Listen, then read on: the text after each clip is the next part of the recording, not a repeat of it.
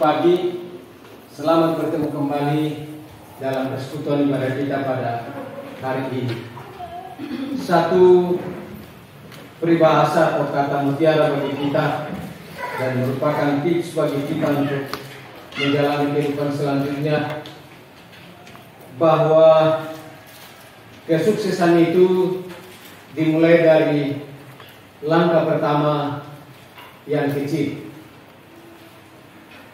Segala sesuatu yang kita lakukan, termasuk kesuksesan, tidak dimulai dari hal yang besar, tapi kita mulai dari langkah pertama yang kecil. Walaupun itu kecil, tetapi pasti dan kita lakukan dengan konsisten, maka itu akan membawa kita kepada kesuksesan yang luar biasa. Mau buktikan itu, cobalah dalam kehidupan kita. Baik Bapak Ibu saudara-saudara yang kekasih di dalam Tuhan, mari kita bersama-sama segera membuka firman Tuhan yang kita akan baca dan renungkan pada pagi ini. Kita akan membaca dari pertama Tawarikh pasal 29 ayat pertama sampai ayat yang ke-9, dan kita akan membaca secara bergantian. Saya membaca ayat 1 dan Bapak Ibu membaca ayat yang kedua, dan seterusnya sampai ayat 9. Ayat 9 nanti kita akan baca bersama-sama. Kita akan baca secara bergantian. Pertama Tawarikh pasal 29 ayat 1 sampai 9. Demikian firman Tuhan.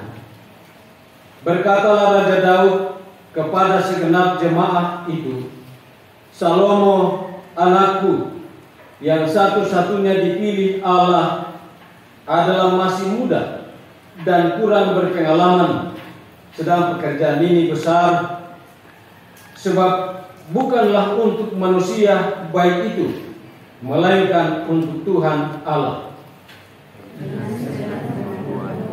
Aku telah mengadakan persediaan untuk rumah Allahku, yakni emas untuk barang-barang emas, perak untuk barang-barang perak, tembaga untuk barang-barang tembaga, besi untuk barang-barang besi, dan kayu untuk barang-barang kayu, batu permata sioham dan permata katakan, batu hitam dan batu permata yang berwarna-warna, dan segala macam batu mahal-mahal dan sangat banyak walau.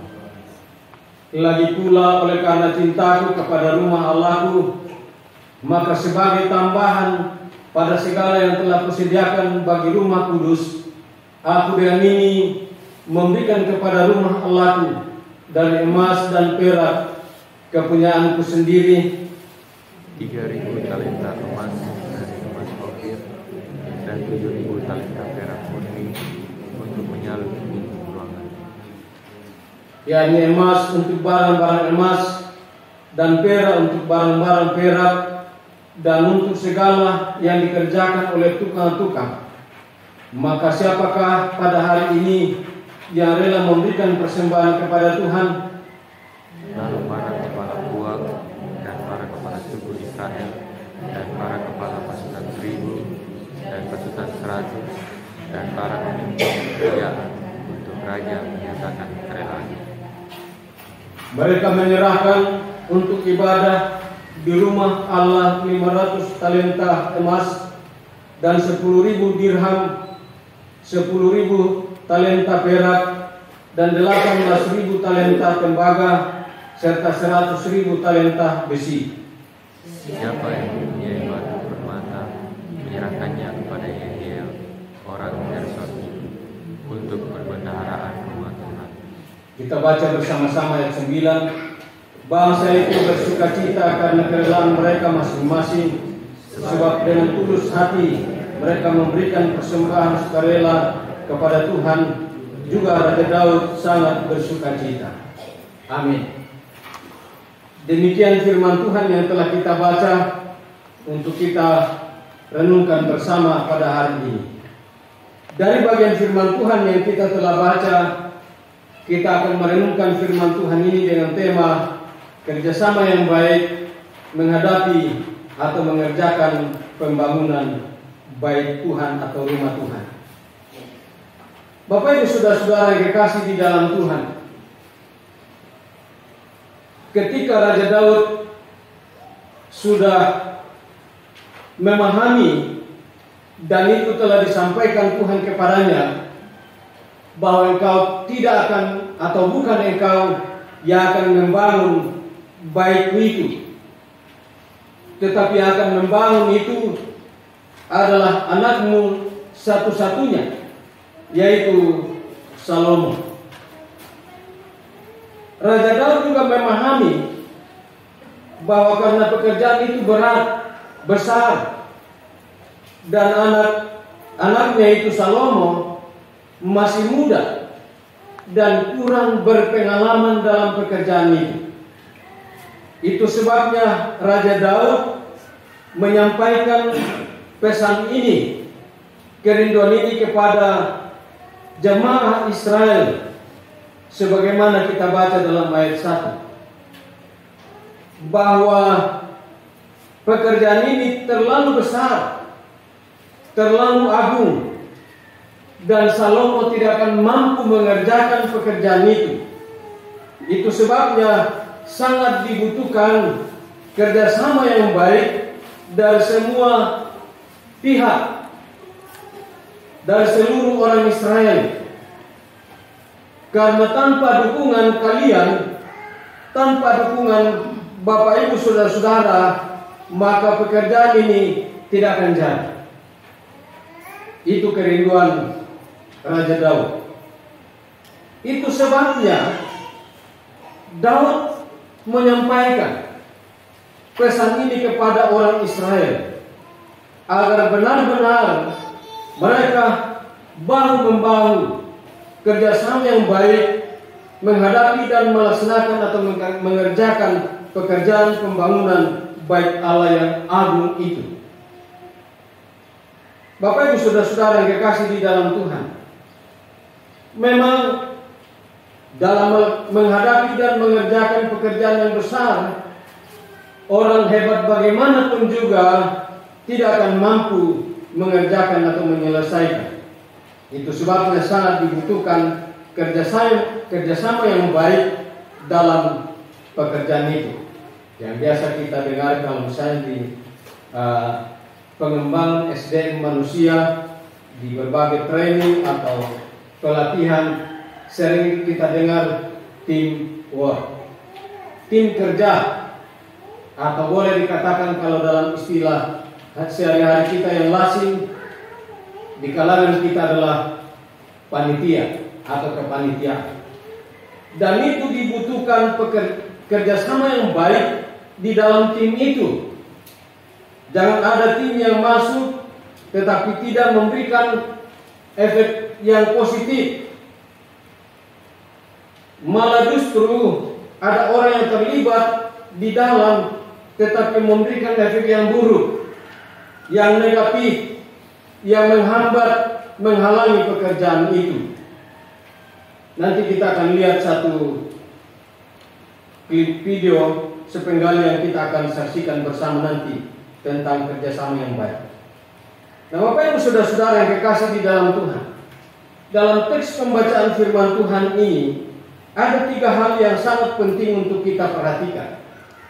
Yang pertama, siapa-siapa yang termasuk atau terlibat dalam tim kerjasama itu, atau kerjasama yang baik menghadapi, melakukan dan mengerjakan pekerjaan pembangunan itu. Di depan kita terbentang pekerjaan yang sangat besar. Nah, karena itu mari kita lihat dalam pembacaan kita tadi, paling tidak ada 8 kelompok yang disebutkan atau ada perorangan yang disebutkan. Yang pertama adalah Daud sebagai raja pada waktu itu, pemimpin atau penguasa di kalangan orang Israel. Nah, ini boleh kita katakan di sini, kalau dalam keberadaan kita di sini mungkin ketua pembangunan lah, andaikan begitu. Yang kedua, kepala suku dari orang Israel. Kemudian yang ketiga, kepala puak. Ternyata saya cari kata yang sepadan dengan kepala puak ini adalah ketua rombongan atau kelompok atau ketua golongan. Yang keempat adalah kepala pasukan 1000 dibagi dalam beberapa bagian. Yang kelima kelompok pasukan 100. Yang keenam adalah pemimpin pekerjaan. Mungkin ini Pimpro kalau sekarang. Yang ketujuh adalah Yehiel yang disebutkan dalam ayat ke-8.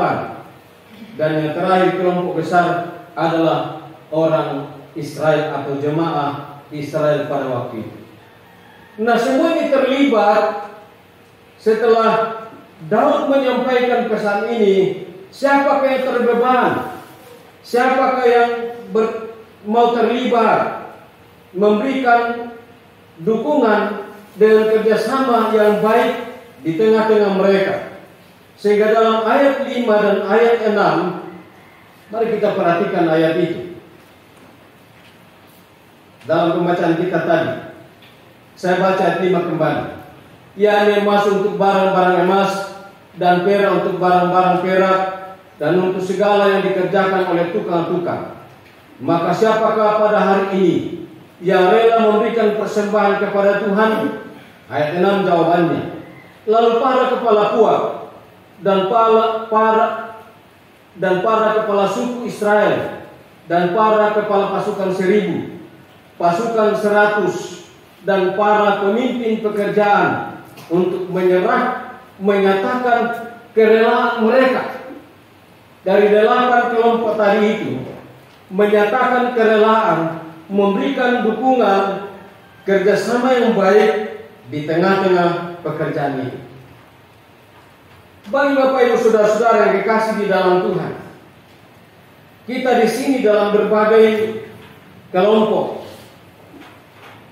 mungkin tidak persis seperti yang kita dapatkan dalam pembacaan ini, tapi dari sekolah minggu, PKN, PKW, PKP, jemaat pada umumnya, firman Tuhan menantang kita, siapakah di antara kita yang rela memberikan persembahan sukarela untuk menyatakan kerelaannya mendukung pekerjaan ini dengan sukarela? Tentu kita semua. Apa yang harus kita perbuat? Nanti kita lihat. Yang penting di sini, setiap kita, mari kita menyatakan kerelaan bekerja sama yang baik di tengah-tengah pelayanan pekerjaan Tuhan ini, termasuk pekerjaan pembangunan gedung gereja kita. Yang kedua, bagaimana mereka melakukannya? Cara mereka melakukan, apa yang dilakukan? Mari kita perhatikan dalam ayat yang kedua. Kita kembali ke ayat 2. Perhatikan bahwa Daud menyatakan, ayat 2, dengan segenap kemampuan aku telah mengadakan persediaan untuk rumah Allahku, dan seterusnya. Menyatakan dengan segenap kemampuannya mengadakan persediaan. Ini sesuatu yang luar biasa. Yang kedua, dalam ayat yang ketiga, yang mereka lakukan, lagi pula oleh karena cintaku kepada rumah Tuhan, kepada rumah Allahku, maka sebagai tambahan pada segala yang telah kusediakan bagi rumah kudus, aku dengan ini memberikan kepada rumah Allahku dari emas dan perak kepunyaanku sendiri. Bapak Ibu Saudara-saudara yang dikasih di dalam Tuhan, dua hal ini, segenap kemampuan, apakah itu pikiran, tenaga, waktu kita, materi, secara khusus Raja Daud pada waktu itu, dikatakan bahwa selain harta dalam kerajaan, dia juga memberikan persediaan untuk rumah Allahnya itu dari kepunyaannya sendiri. Tentu kita tidak akan seperti ini, tetapi yang penting apa yang ada pada kita sesuai dengan kadar kemampuan kita masing-masing, berikanlah itu. Jangan ada yang berpangku tangan, jangan ada yang sikap masa bodoh, acuh tak acuh dalam pekerjaan ini. Lalu yang kedua sangat tegas, dengan cinta kepada Tuhan, kepada rumah yang kudus Allahnya, maka dikorbankanlah semuanya. Cinta di sini, kalau dalam istilah kita yang sehari-hari di sini adalah kasih kita kepada Tuhan dan kasih kita kepada pekerjaan pembangunan ini. Apa yang kita miliki, kita harus korbankan untuk mendukung ini. Jangan ada yang, sekali lagi, jangan ada yang berpangku tangan dalam pekerjaan ini. Saya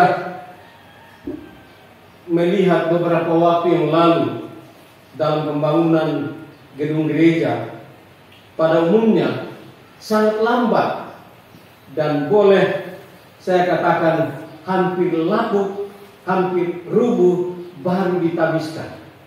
Ada sekitar 40 tahun dibangun baru ditabiskan. Termasuk ya gereja Kibait di kampung kami, di gereja Kibait Rantai Damai waktu itu, tapi sekarang dimekarkan desanya menjadi Desa Sukamaju. Itu lebih 40 tahun baru ditabiskan. Demikian juga yang lain. Di Tolemo sekarang belum, sudah berapa puluh tahun. Di Rambakulu dulu, di Topongo, dan beberapa gereja yang lain. Sangat lambat pekerjaan pembangunannya.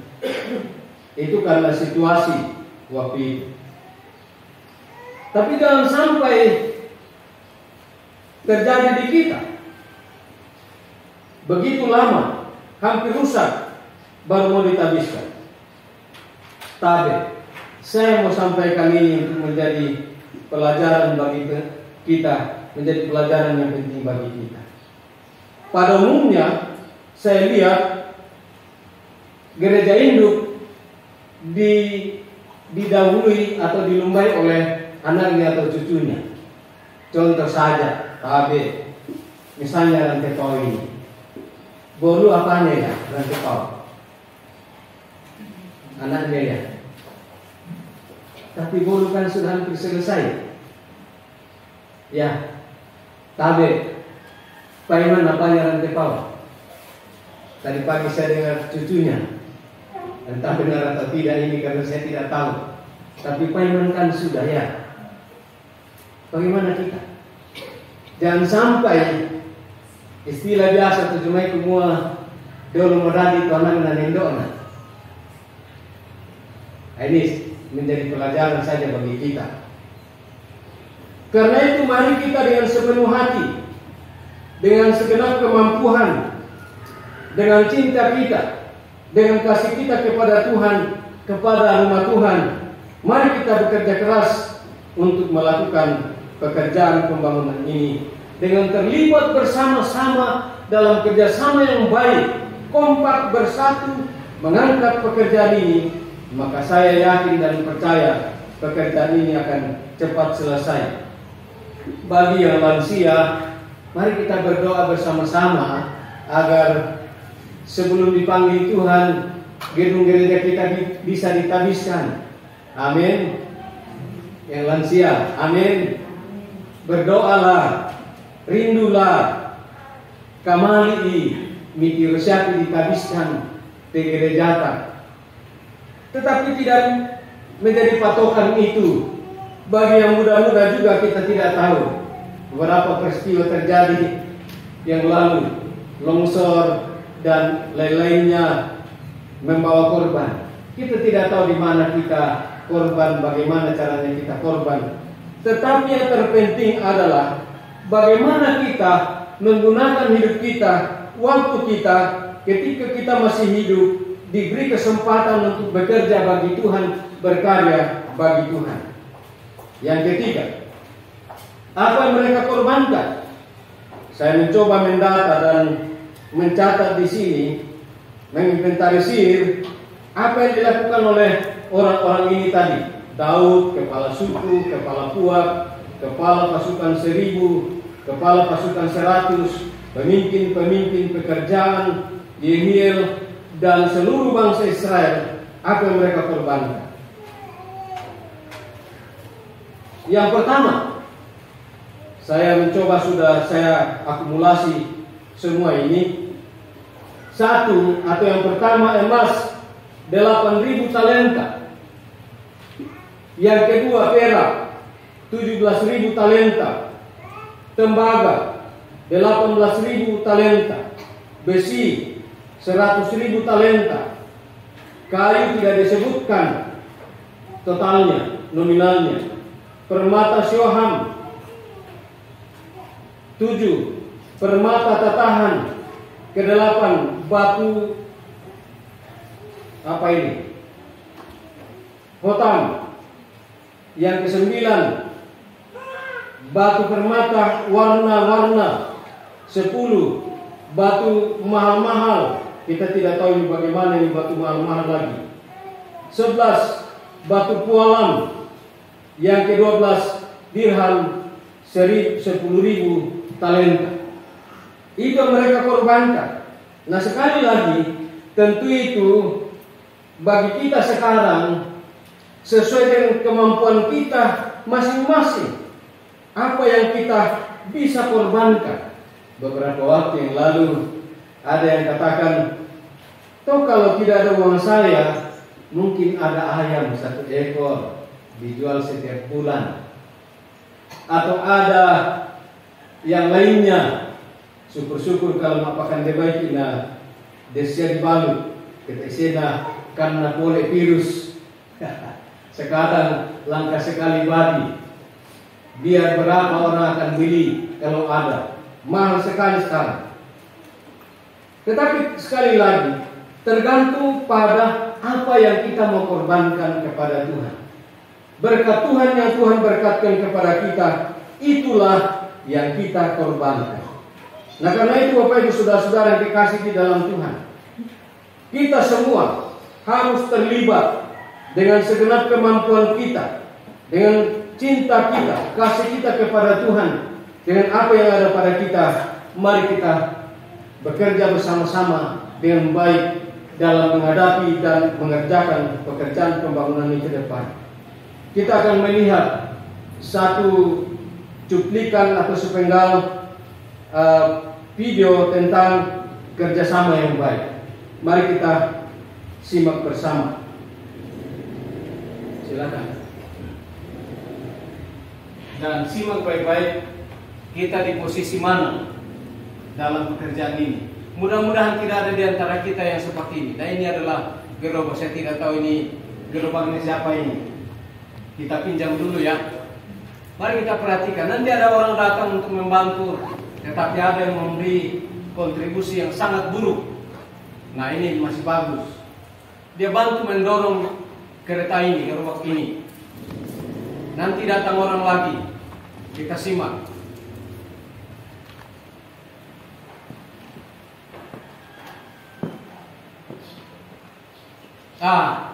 Datang tapi dia duduk di atas gerobak.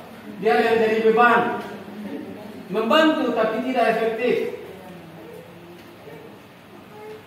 Jangan-jangan ada di antara kita yang seperti ini. Tapi saya tidak menuduh ya. Kita perhatikan lagi. Nah, ini dia. Lewat. Nah, ini datang. Membantu tapi menjadi beban. Akhirnya setengah mati lagi yang di depan ini, 2 orang menarik. Nanti datang lagi 1.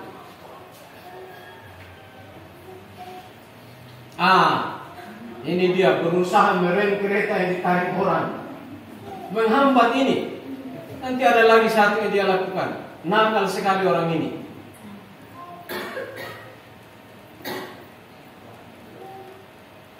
Ya, dia katakan tarik cepat, tapi dia yang menjadi menghambatnya.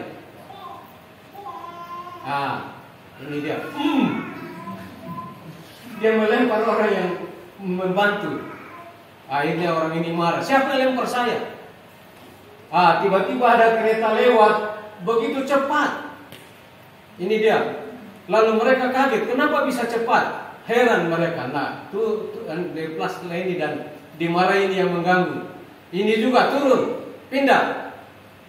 Karena tidak efektif, tidak produktif dalam membantu. Nah, setelah diperbaiki itu, mereka kembali kerjasama yang baik. Coba perhatikan.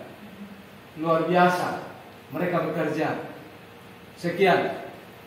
Nah, Bapak Ibu saudara-saudara yang kekasih di dalam Tuhan, dengan video ini mari kita lihat ke pribadi kita. Di mana posisi kita di sini? Apakah kita kerja serius, kerja sepenuh hati, tanpa menjadi beban bagi orang lain dalam pekerjaan itu? Bahkan ada mungkin yang sepertinya seolah-olah terlibat, tetapi justru nakal dalam pekerjaan itu, menghambat pekerjaan itu, bahkan mengganggu orang yang bekerja. Video ini menjadi pelajaran bagi kita. Kiranya menjadi introspeksi bagi kita, memeriksa diri kita selama ini bagaimana. Apakah kita jadi orang terlibat dalam tapi duduk di atas kereta menonton, lalu kita katakan hebat ini orang bekerja, tapi kita yang jadi beban. Ada juga yang turut bekerja tapi menghambat. Karena itu renungkan ini. Mari kita berdoa. Terima kasih Tuhan, firman-Mu hari ini memberikan penyegaran, inspirasi baru dalam menghadapi pekerjaan pembangunan gedung gereja kami di sini. Daud dan semua yang terlibat dalam pekerjaan pembangunan Bait Allah telah memberikan contoh yang baik bagi kami. Bagaimana kami harus bekerja bersama-sama dengan segenap kemampuan, kasih atau cinta kami kepada Tuhan dan kepada rumah Tuhan, sehingga apa yang ada pada kami boleh korbankan sesuai dengan kemampuan kami masing-masing untuk mendukung pekerjaan ini. Jangan sampai kami seperti cuplikan sepenggal video kerjasama yang tidak efektif, tidak produktif. Tetapi ketika diadakan perbaikan, maka mereka boleh kerjasama dengan baik. Karena itu Tuhan, tolonglah kami agar kami juga dalam menghadapi pekerjaan pembangunan ini, kami boleh terlibat menjadi tim kerja yang baik, bekerja bersama-sama untuk kemuliaan Tuhan, untuk kemajuan pelayanan pekerjaan Tuhan di tempat ini, sehingga akan mendatangkan berkat Allah bagi kami. Dalam nama Tuhan Yesus kami berdoa. Amin.